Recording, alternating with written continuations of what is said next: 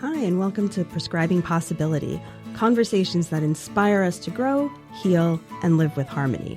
I'm your host, Dr. Dympna Weil. Thanks for joining me, friends. Well, thank you for being here on the Prescribing Possibility podcast.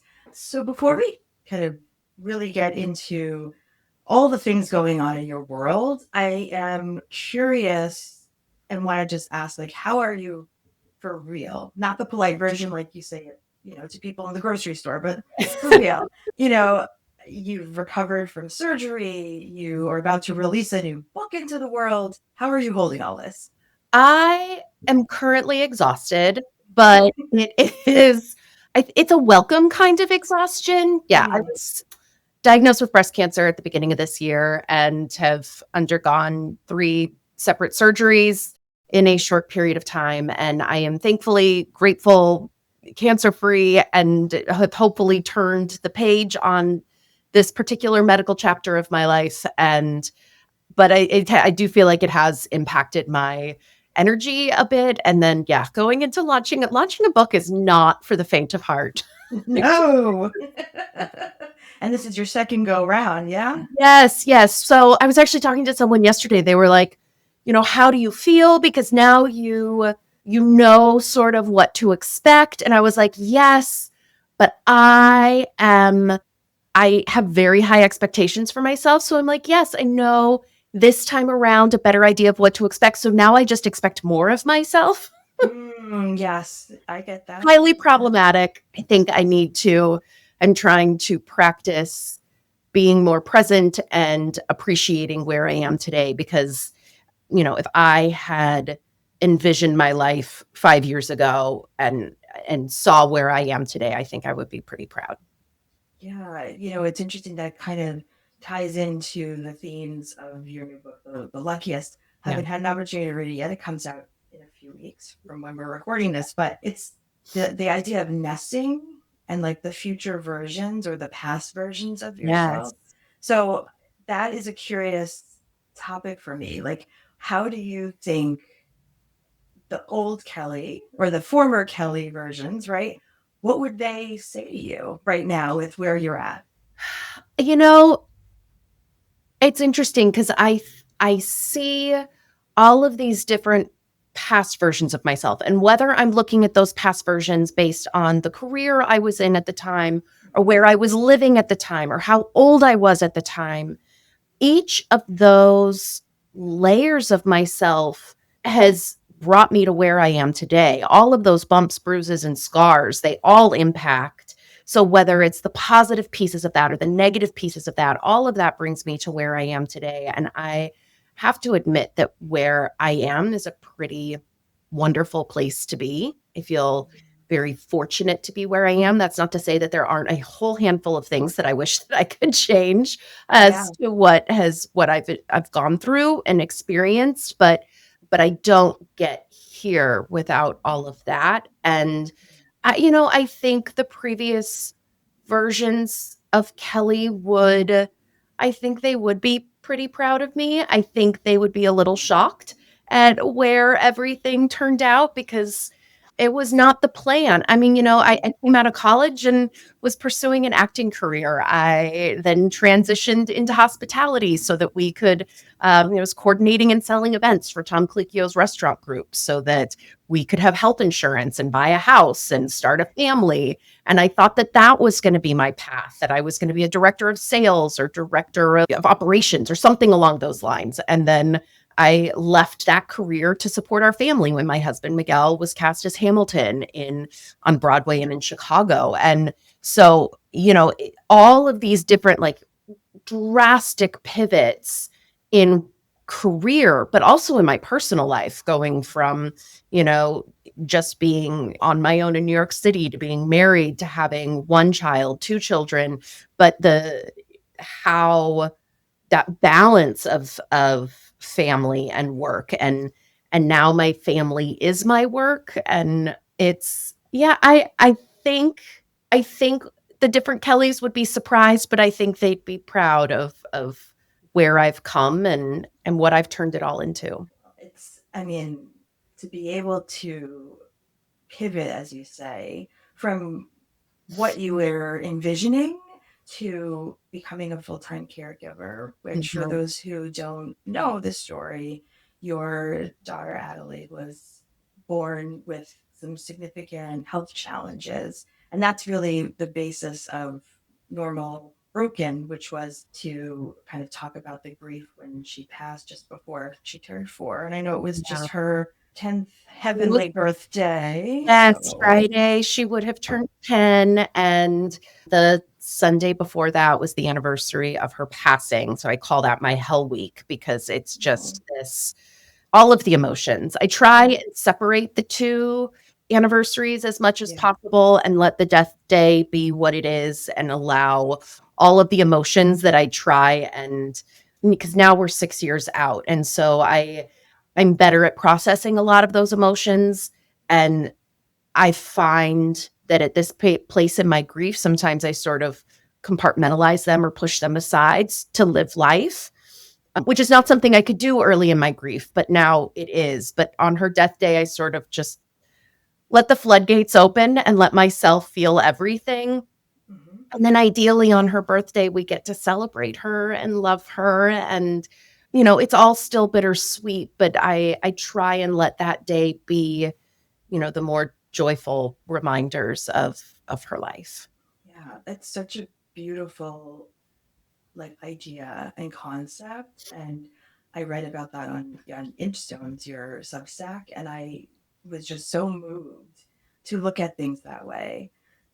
I'm curious in that role of caregiver, because that's something I'm very interested in, Mhm. being a healthcare provider, but pivoting to other things where I had to kind of care for myself. That's a whole Yeah. other can of worms. Right? So how did that change things moving forward for you? Like, how did you embrace the role? Was it difficult, challenging, all of the above? I did not embrace the role. Oh, It took yeah. me it took me about a year to come around and accept that this was my new job and that this was my role, was being Adelaide's full-time caregiver. And I think maybe that sounds harsh because I love my daughter, and I would have felt immense guilt if I wasn't the one who was taking care of her. And so I'm incredibly grateful that my husband's job allowed me to be able to do that in hindsight. But Sure. the reality of the situation was I didn't have a medical background. I didn't know what I was doing. I wasn't familiar with the healthcare system. And so it is this overwhelming crash course. Meanwhile, my daughter is experiencing all of these seizures. She's not meeting milestones. We don't have a diagnosis. We don't really know what's going on. And so there's the emotional piece. There is the crash course in the American medical world.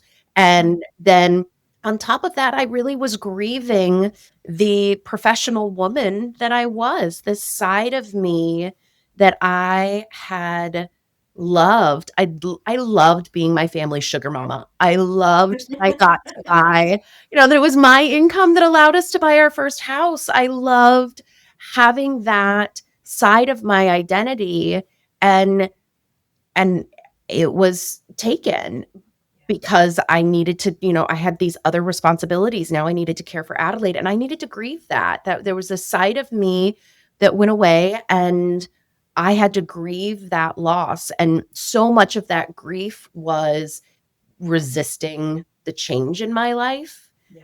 I hadn't chosen it. And so it felt very forced upon me. Mm. And so it did, I had to come to terms with that loss, and it was not easy. And it took a solid year until I could find my power in being a caregiver. And a lot of that came with becoming more comfortable talking to doctors, learning the vocabulary, teaching myself how to read her test results, you Mm. know, becoming more comfortable with pulling up white papers in Google on PubMed, and then Right. having like Google open next to it and like Googling every other word that I didn't understand so that I could try and understand my daughter's condition better. But as I started to feel like I had more control, certainly not over her health, I couldn't control any of that, but I could control the the doctors that she was seeing. I could control the amount of knowledge that I had. I could control the therapies that she was involved in. And, I could fight the pharmaceutical companies and the health insurance companies and the early intervention services and make sure that she had all of the support that she needed. And so when I found my power and my knowledge in the pieces that I could control, that was when the shift happened and I was better able to own that caregiver piece. And I think that also came hand in hand with the advocacy work that I did, because I couldn't, no matter what I did, I couldn't get Adelaide. I couldn't make her better, but I could raise money for research that which is amazing. Maybe could do that in the future. And also in doing the advocacy work, I got to be Kelly, and I got to have a voice that wasn't just Adelaide's mom or Hamilton's wife. I got to be Kelly again, and that was really empowering as well. Yeah. Gosh, a lot of that just like stung Yes. me for a variety of reasons, but that idea of making the pivot because you had to, and not necessarily that you chose to, right? That I feel like there are so many people can identify with that, like thematically in their life. I know I can. I didn't want to leave medicine. Yeah. I had to for medical reasons, right? So not being the one to make those decisions, there is a lot of resistance. And it doesn't have anything to do with, like you were saying, about not wanting to care for her. That had nothing to do with it. It's the choice of leaving what was everything, your identity, right? Yeah. So I'm curious, you've mentioned now you got to just be Kelly, right?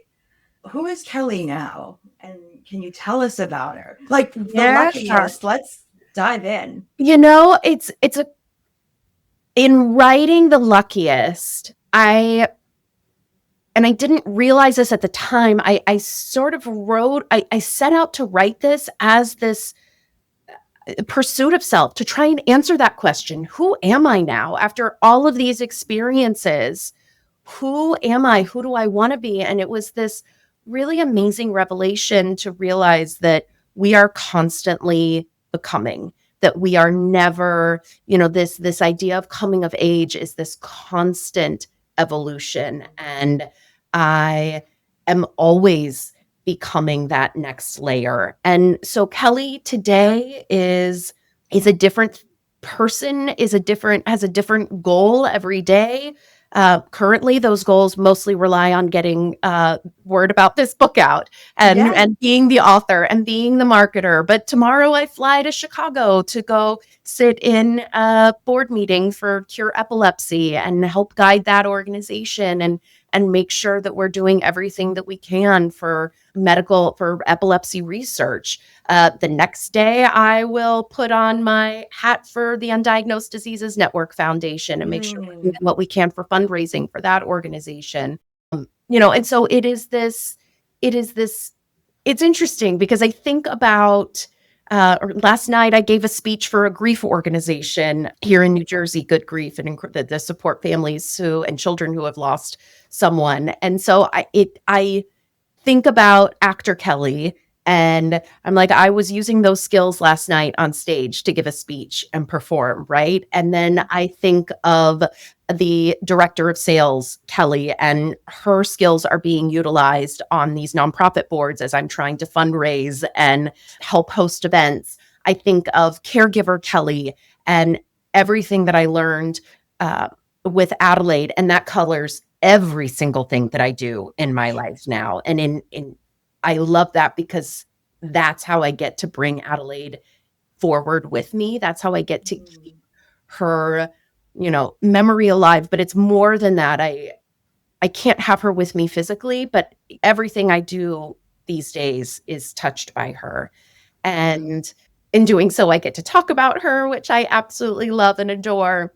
So it's really a wonderful thing that I can look back on all these previous versions of myself and see how all of those women are still with me today. They are still impacting every single activity that I do today. And it feels real, like I am where I am supposed to be right now. I certainly wish that my daughter was here with me in a physical capacity, but I feel like I'm where I'm meant to be. Yeah. Oh, that's so beautiful.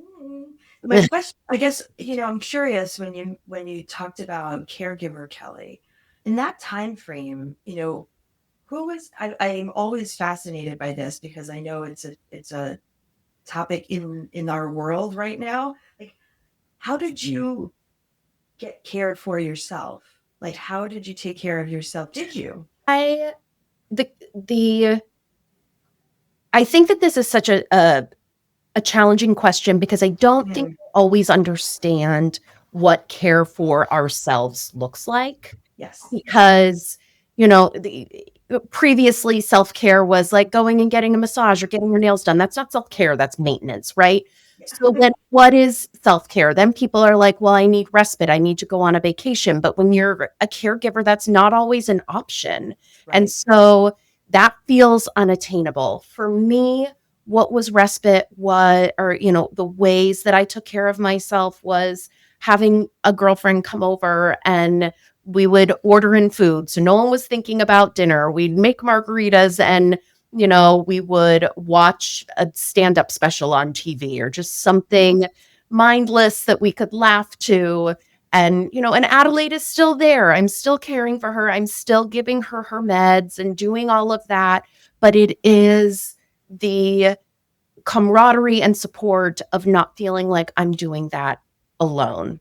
Yeah. Yeah. And so that to me, it was also, one of my best friends was when we were in Chicago during my daughter's life, she's back in New York. And, we texted almost every single night, just checking in on each other. She had just lost her mother. I'm navigating everything with Adelaide. And so we were both deeply in need during this time. And it was just, checking in with each other bouncing ideas off of each other, helping each other navigate these difficult times. It was, for me, one of the best resources for self-care.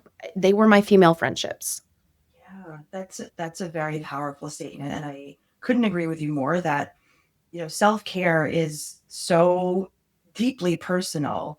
It's Mhm. whatever fills you up. It's whatever gives you that energy and that kind of boost that you need, right? And so everyone's going to have a different answer to that. And there is no right and wrong. I Correct. mean, I think that's important for caregivers to know too. Like, you're Yeah. not ever doing it wrong. Did you No, ever feel that way? I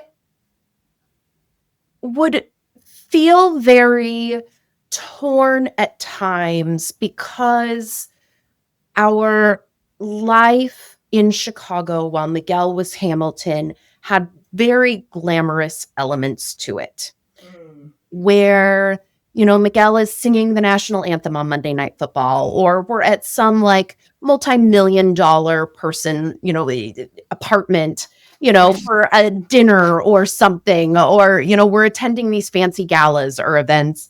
And meanwhile, I'm texting with our babysitter who has to be a nurse, about how many seizures Adelaide has had since we've been gone. And so there was definitely moments of guilt there where I questioned if my time away from her, but I would also argue that a lot of those activities were supporting Miguel, and our marriage was, and keeping that strong and healthy and supporting him in what he was doing was also incredibly important. I Absolutely. and so it can be very easy as the caregiver to feel like we need to be, channeling 95% of our energy into this person that we're caring for. But the Mhm. reality is that there are so many other people in our lives that we also need to channel energy toward. And that was also my marriage. I needed to make sure that our marriage was strong because our home life was very stressful. And so Yeah. making sure that we had those moments together, even though those date nights looked far more glamorous than they do today. Having that time together was incredibly important as well. But in the moment, there was definitely some self-questioning as to whether I was doing the right thing. Yeah, I mean, and that's an interesting, I'm just imagining, you are an actor by training and desire, right? And now Miguel is on stage. And was there ever a point where you were just like, can we just switch for a little bit? Oh Can my we? gosh. I resented him Mm, so much in the beginning. It was really, really hard. I remember there was one night, I mean, we'd probably been it was still early in Chicago. The show had just opened. I mean, he's on the cover of magazines with Lin-Manuel Miranda. There's commercials on the TV, and I'm at home with the kids. I've just set up Adelaide's like nighttime feed and put Jackson to bed, and I'm laying in bed exhausted, and he texts me that he's going out for drinks with someone after the show, and I'm like, well, that must be nice, right. like Yes, must go be. out for drinks and Yeah, like not have to. I'm like, because if I wanted to do anything, that required me finding a babysitter who was a nurse. right. Yeah. I mean, that's quite and a difference there. Yeah. and so I had less, my resentment or jealousy for his life came less from him being on stage or what he was doing.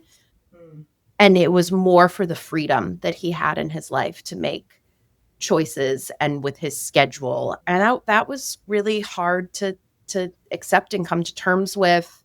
And we found better balance later on. But again, that took time to yeah. figure out what that balance looked like and to make sure, we ended up putting medication schedules up on the fridge so I could be like, you know what?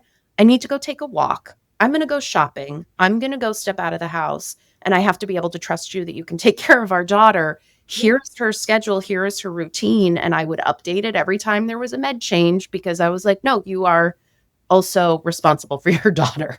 Yeah, no, that is I think that is a very powerful point right there because as caregivers, you can take it all on yourself. And then even though there are people around us who want to support us, Mhm. right? Maybe we don't even like take advantage of that or utilize those resources because it's just easier if I do it, right? Exactly.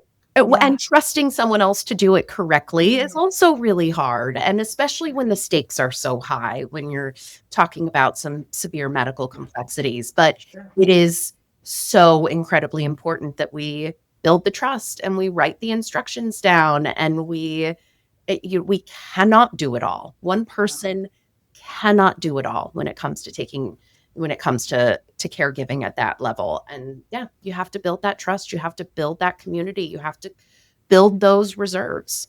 Yeah, you refer to it as the garden, right? The Yes. garden of people that you planted with Adelaide. And Yeah. how has that garden grown and maybe shifted in the Yeah. last few years?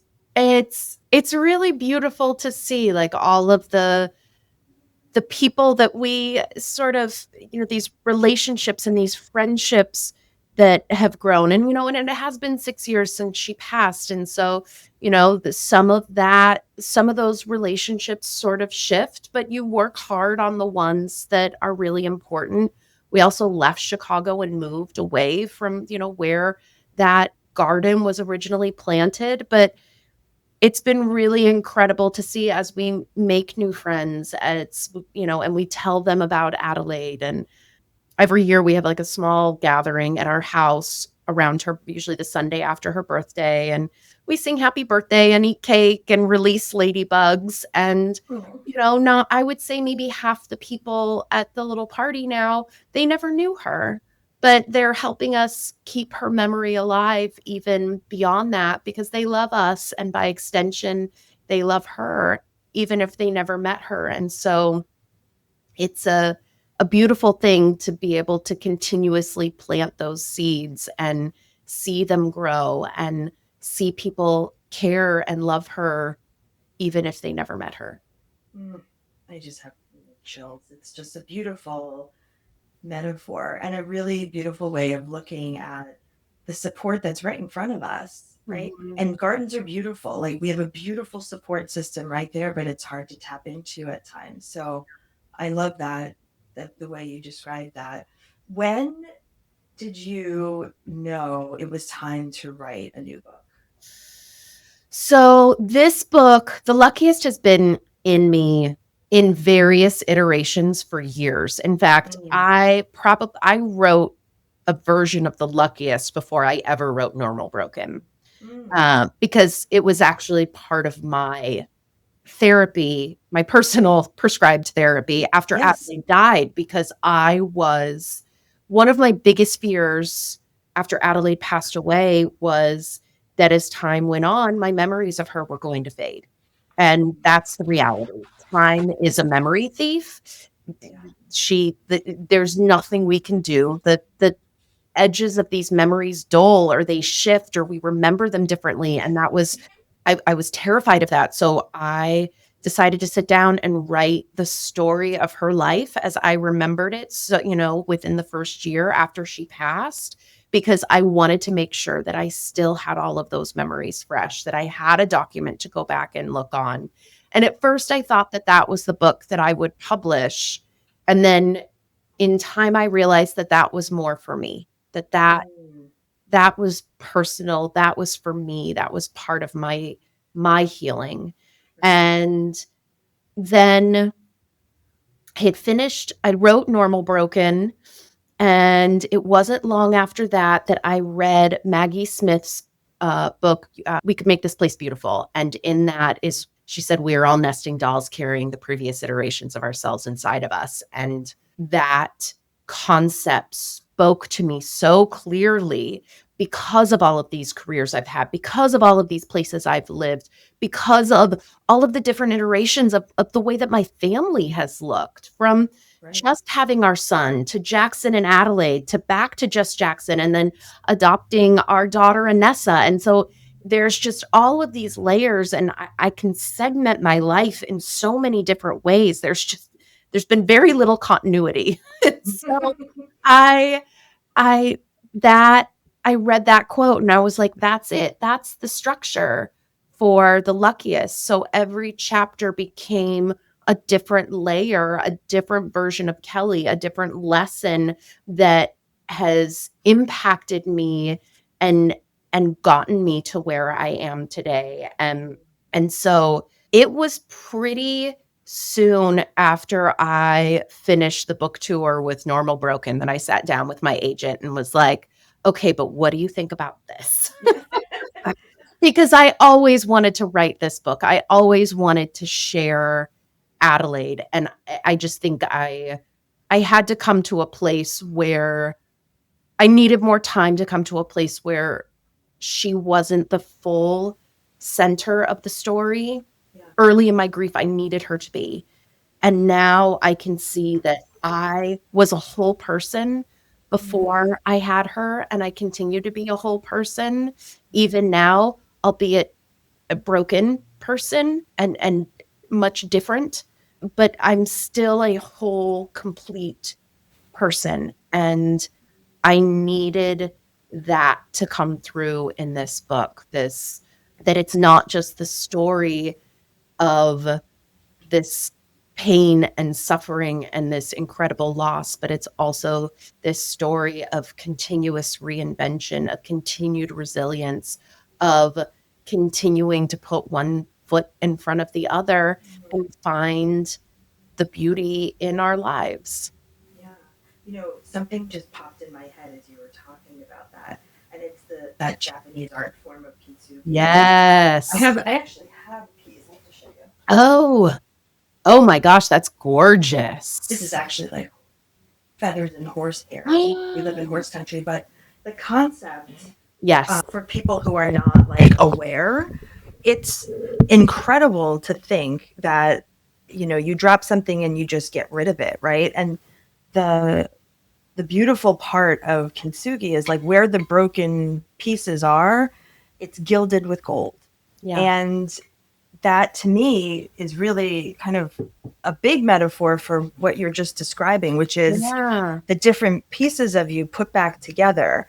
Yep. And so yes, broken, but more beautiful as a result. Yeah, You know? Yeah. absolutely. So were you a different, I guess, writer this time around? Or did you ever think you'd be a writer? What's funny is that I wanted to be a writer when I was in elementary school. I wrote all the time. I had notebooks of stories. And then I found performance and just sort of dove into that as my art form. But I I started writing during Adelaide's life. I started writing Inchstones, then a blog before I transitioned it to Substack. And I was just writing about caregiving, about this wild life we were on with Miguel on stage and me caring for Adelaide, and writing those weekly installments. Is when I first learned that like nothing that I was going through was unique to me, that Yes. like I I'm not that special. I like special in all the ways that Mr. Rogers taught us, but not Right. I love that. like nothing, like there was nothing that I was feeling that someone else wasn't also feeling. And our stories were different. The diagnoses might be different. Our day-to-day life might look different, but the our general emotional experience Hmm. was so similar. And I found that, you know, extraordinarily empowering, because then now I could write about anything. Nothing Right. was going to be taboo, because I didn't have to worry that someone would judge me. Maybe someone would, but there's someone else who was going to be like, yeah, you know what? Me too. I feel that Hmm. too. And in that situation, I'm not talking to the person who might judge me for X, Y, or Z. Right. I'm talking to the person who needs to know that they're not alone in feeling that way. And Hmm. so as soon as I understood that, it just opened up and freed me to write even more raw and honestly. And so the luckiest is a different style than Normal Broken. Just but Normal Broken was more prescriptive. It had a more self-helpy lean to it. I was still Right. sharing my story, but I'm also like, here is my story and here is the specific lesson that I took from it that hopefully may help you. The Right. luckiest is straight memoir. There's still a lot of reflection in there, and there's certainly lessons and ideas that that people will pull from it, but they're just not as explicit. Right. They're not just handed to you, right? But as you read through somebody's life story, I think the whole point is to be able to connect and identify with the different elements. Like as you Yeah. mentioned, I often say like, the themes are often the same in our lives. It's just the individual storylines Yes. may be different, right? Yes. So yeah, I think it's a beautiful thing. Prescriptive is wonderful. I'm actually writing one right now. And it is very much like this is what you're doing, right? Yeah. Like this is how I've done it. Hopefully it helps you. Memoir is a whole other can of worms, and it requires a lot of emotional vulnerability and really allowing kind of your heart to be cracked open. Were you prepared to do that and to open it up again? I what was interesting? The parts with Adelaide were the easiest for me to write, Mhm. because I wanted to write about those. It was it was the earlier chapters of the book that were the most difficult and the most Mm. challenging. And part of that is, there's the most distance. I'm having to go back and read, my high school journals or my college, to like looking back at college scrapbooks. I'm like, am I actually remembering this correctly? Right. What was that timeline? But having to go back into those emotional places of some of the hard things that happened during those years, I actually had to I couldn't write them in my home where I felt safe and where I had Mm. my beautiful family with me. I actually ended up going to a friend's house for a weekend and having Mm. to write those earlier chapters in a more foreign environment, and I was alone in the house and could just blast music and just sort of be on my own and put myself back in to that more, teen 20s something Kelly's mindset and shoes. And it was hard. It was one of the most challenging writing journeys I've been on, for sure. And did anything surprise you about it? Like more than just that it was going to be different, right? Because it's a different time in life. You know what? I think some of our earlier for me, I haven't spent much time with the mistakes I made during those years because I don't want to think about them or it's painful. And what surprised me is that when I did go back and spend time with those versions of Kelly was how much empathy I had for her and how instead of the harshness that I had once had, that I had directed toward myself, in going back and re-examining that as a, mid-40s woman and thinking about this early 20s Kelly, how much compassion I had for her. And whereas that was not, I had spent decades just sort of being embarrassed by who that person was. And now I have compassion and understand how she navigated the world. Yeah. Oh my gosh, that's so beautiful. And she navigated the world and she became the tiniest of the nesting dolls, right? Like she was necessary to get to where you are. Absolutely. Yeah. She had to make those mistakes and learn those lessons so that I would have them today, right? Right. The beauty of it, isn't it? Yeah. Like when we finally can do that for ourselves, it's such a gift. Yeah. So as you get ready to launch this beautiful book into the world, I remember reading I think it was on Inchstones. Yeah, it had to be. You had mentioned something about, in the past, this was Normal Broken was like your creative, product, your career. And so you did all these things like, I am Kelly, hear me roar kind of thing, right? Yeah. And you mentioned with the Luckiest that now you're kind of looping back in your partner, Miguel. Yeah. So how did that conversation go? How did you come to that decision? Yeah, I'm just curious. It sort of goes back to like that comment we were having about resenting Miguel. I feel like so often when Normal Broken came out, I was like, I need this to be mine. I need to prove that I can do something on my own.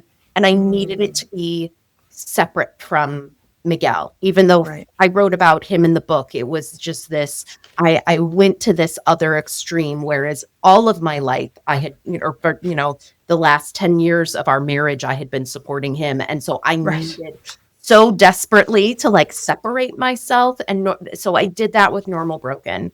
Coming back and writing The Luckiest, and as time has gone by and Miguel and I'll do performances or give talks together. And I've come to the realization that we are the strongest when we are together. When, he's singing and I'm speaking and, we share that journey together is when I think we make the most impact. And because he is such a huge part of this book, it really made sense to include him in the promotion of it. So I was like, all right, you are going to come on book tour with me. And it's fun. Like he's going to introduce me. I'm still like giving myself main character energy but also recognizing that now, he can support me now and I don't have to do things by myself for it to be considered, for me to consider it my personal success. That we are the most success. I mean, it's going back to what we were talking about before about our gardens and finding that support and accepting that support. It is the exact same thing. I don't know why I have to keep learning this lesson over and over again. I'm my eldest daughter, Enneagram 3. I don't know what it is. But at some point, I got it into my head that it was only a true personal success if you do it by yourself. And that is BS. It is Mm-hmm. no one is tallying how much of it you did on your own in the real world. And Nope. you're going to be the most successful when you allow others to support you, when you ask for help, when you are out there. And so, you know what? If bringing Miguel on the road with me and utilizing his talent and all of the, it's going to help sell more books and get it into more people's hands and help others feel connected, then let's do it. Yeah. And I'd imagine you can tell me where I'm wrong, but it may have a different feel for you too to have that support around you. Yeah. Like that has to be, I would imagine, a part of it too. Like how special to have that experience together. It is. And he wants to. He's like, look, I got up on stage every night and like said words really fast and moved my hands around a lot. He's like, Yeah. but the work that you're doing, he was like, he's like, I want to be the monkey with the cymbals who's like, look at me, and then, force them to look at you. And it's really kind of awesome. And I feel very fortunate to have a partner who is so willing to share his spotlight. Yeah, that's amazing. We had the privilege of seeing Miguel many times because my daughter's a maniac for Hamilton. She can do the whole thing. She's 15, and it's interesting because in the show, right, legacy is a big Mhm. theme. And so I'm curious, what do you envision is the legacy for Adelaide, for different versions of you? Like, Yeah. where do you start thinking about that? It's a really interesting question because as you were asking it, I was, I think that Miguel and I at this point have really dedicated our lives to building Adelaide's legacy. And I don't know where her legacy ends and mine begins. I think it's Mm, sort of all muddled together at this point. And it all boils down to like, I don't believe that anything happens for a reason, but I do mm, believe that we can make reason out of the things that happen. yes. And so that is my main motto and motivator for everything that I do in my life is that, okay, this has happened. My daughter is sick. My daughter has died.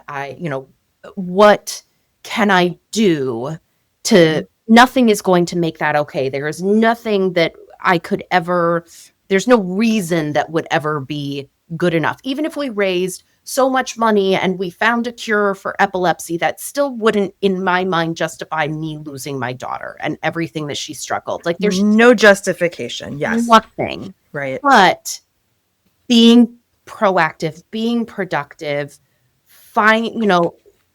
it helps.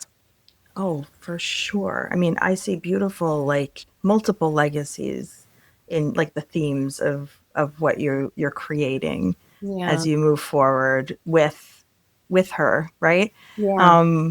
It's really beautiful. And the interesting thing I think is, there's the pain, right? And then there's the caregiving, and then there's the advocacy, and then there was Kelly the patient recently. Yeah.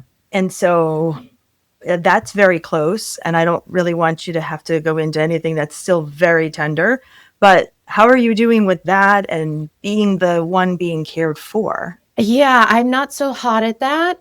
I kind of figured, because eldest daughter, lots of similarities going on. Yes. Yeah, Hmm. being the patient is not my favorite. I was talking to someone about this the other day. They were like, "How are you doing? Are you, you know, I think some people live with this incredible fear of the cancer returning.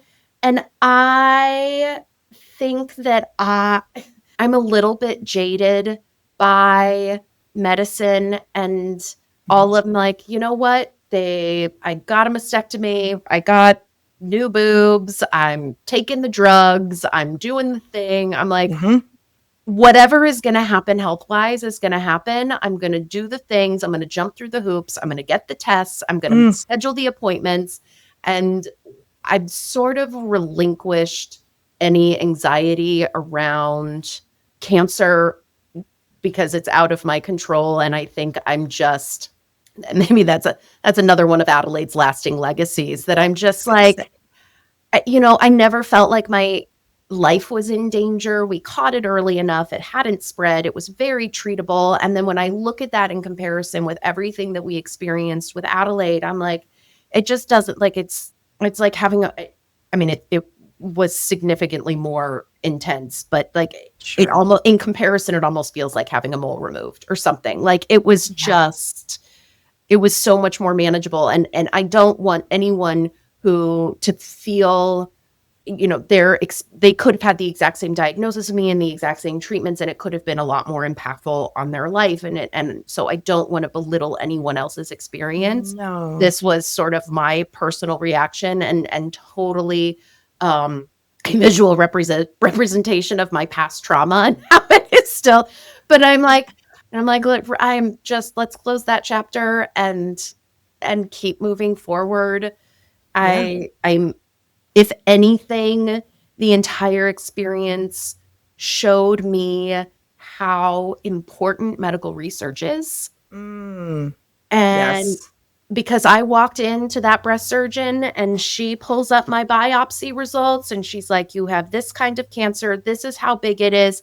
It is hormone, like all of these different things that they knew from a simple biopsy. And then they could come up with the entire treatment plan. And it's October now. So less than 10 months after my diagnosis, I'm sitting here cancer-free and as healthy as I was, albeit with, synthetic boobs. But, and then I think about the experiences that I had with my daughter where it was 4 years of testing. It was trying treatment after treatment. We didn't have a diagnosis until 4 years after she died. Like the entire journey. And I look at that and I'm like, the difference is that we have spent billions and billions of dollars on breast cancer research. And I am so grateful. And I am the beneficient of all of those people who were out there doing the walks, who were advocating and lobbying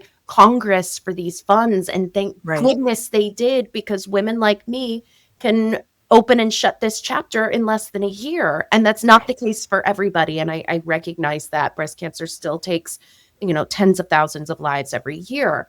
But the medical and diagnostic journey for breast cancer compared to anything neurological is wild. Yes. And I have to believe that the only difference between having a medical experience in neurology that is similar to breast cancer is dollars spent on research. Yeah, 100%. I mean, you have to follow the money. It's the same in neurology. There's so much known about Alzheimer's, other forms of dementia, not so much. Not so much. Yeah, and it's really where the money goes. Even in breast cancer research, we have a family friend who has metastatic breast cancer, and she's managing that as a long-term, like a condition. It's really a chronic illness. Yes, it is not. Yeah. It is not a treatable disease anymore. No, and but there's not a lot of research done in that part. So yes, we are in a very interesting time where we kind of have benefited from a lot of research and things that went on kind of in the background of our lives. Mm-hmm. But now those kinds of things that were just kind of happening and benefited so many, not happening so much when they don't get the money they need to do the research. Correct. Right. Yeah. So it's wonderful that you're doing all of the advocacy and the fundraising, and it's so much appreciated for so many lives that are going to be touched by, the work that you're doing to kind of further things. And I think, I don't know, I'm super excited to read the new book. If you had to kind of give a little bit of a dose of inspiration to people listening, you've given so many pearls this whole time, but if you could, no, seriously, this has been amazing. If you could just distill it down to one thing you'd want people to take away. That you are constantly evolving as a person, that there is no finish line, that who you are today does not have to be who you are tomorrow. And it may not be, because you may not have a choice in it. Yeah. But you are constantly evolving and constantly becoming the next painted doll in the series of your life. And that is a beautiful thing. That is a beautiful thing. And with that, I feel like I am the luckiest because I had the absolute privilege of sitting with you this morning. Thank you so much for taking the time. This was such a lovely conversation. I appreciate it. This was wonderful. Thank you so very much. And I wish I could be at some of your events. The one in New York, I was like, yes, I'm going. And my daughter is a swimmer, and she made our sectionals up here. So that's an awesome thing. Yeah, thank you. But it means I will not be able to attend, and I am a little heartbroken, but that's okay. I hope so many people attend, and they can find you on your website, which is Kelly Cervantes. kellycervantes.com. Yep. On Substack and Instagram and Facebook, which is at KellyGC411. Yes, and those will all be in the show notes. And go get your book pre-order. It's super important to authors. Super. Yes. And I cannot wait to hear more about your upcoming book. It's so exciting. Yay. I'll share when I get more information. It's like that waiting game, right? Yes, right? Absolutely. Well, thank you for taking the time. I know your time is precious, and I do appreciate it. Thank you so much. All right. Such a pleasure. Wonderful. That sounds great. Thank you so much. Have a lovely rest of your day. You do the same. Thanks so much. All right. Bye-bye. Bye. Thanks for sharing your time with me here on Prescribing Possibility. I hope today's conversation offered you a breath of fresh air, a new perspective, or even just a moment of calm in the chaos of life. If this episode resonated with you, pass it along to a friend or a colleague. You never know who might need a little more harmony in their life today. I'd love to hear your thoughts, your questions, or topics you're curious about. Reach out to me anytime on Instagram or LinkedIn at Dympna Weil, or send me an email at podcast@dympnaweil.com. Until next time, give yourself the grace to grow, the space to rest, and the courage to imagine what's next.